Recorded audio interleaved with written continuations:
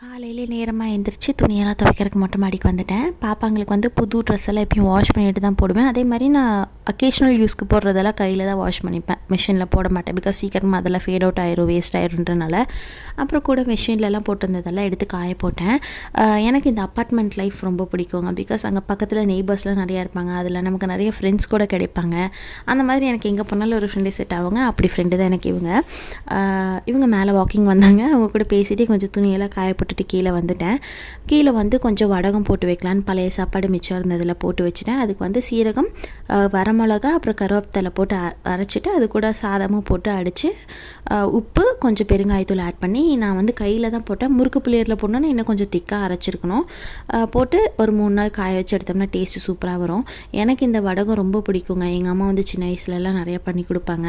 எனக்கு அதோட டேஸ்ட் ரொம்ப பிடிக்கும். சும்மாவே பொரிச்சு கூட சாப்பிடுவேன்னு வைங்களேன். அந்த மாதிரி உங்களுக்கு ஏதாவது பிடிக்குன்னா அது கமெண்ட் செக்ஷனில்